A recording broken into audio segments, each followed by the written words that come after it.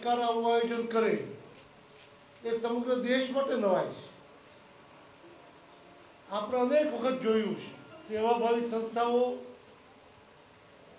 માણસોના આંખના મોતિયા માટે કેમ્પ કરે, હાર્ટ પેશન્ટ માટે કેમ્પ કરે, કેન્સર કેમ્પ કરે, સામાન્ય દર્દો હોય એના માટેની વ્યવસ્થાઓ કરે। એ આપણા પશુઓ અને સરકાર ચિંતા કરે। મિત્રો, માન્ય મુખ્યમંત્રી નરેન્દ્રભાઈ મોદીએ આ રાજ્યના સર્વાંગી વિકાસમાં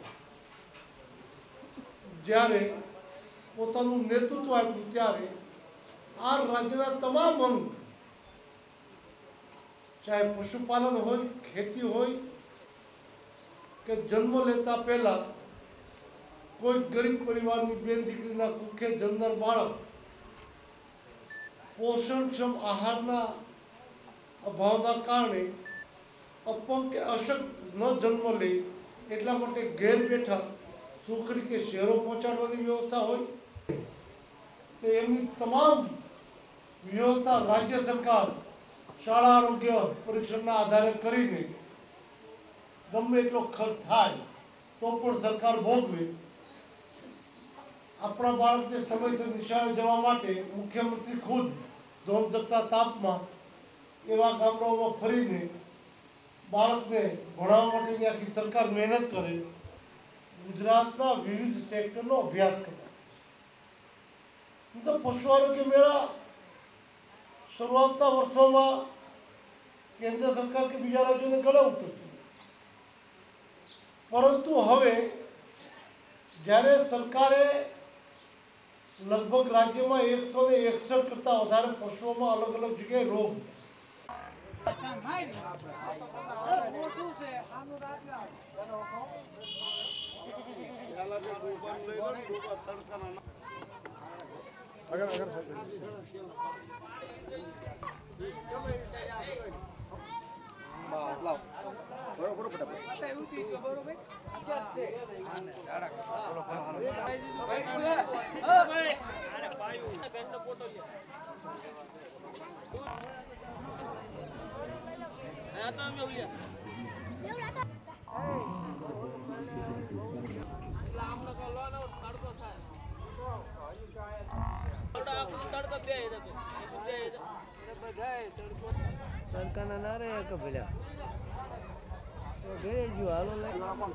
ये नहीं आया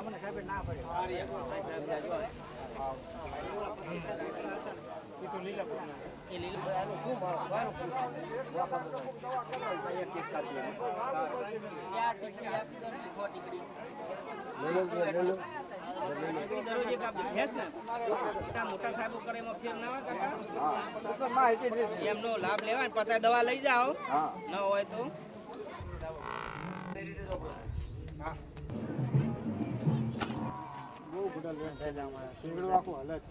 આખું હલે બાપુ ફ્લેપ ઉતરે તરત નીકળી જવાનું છે, કાપવું નહીં પડે।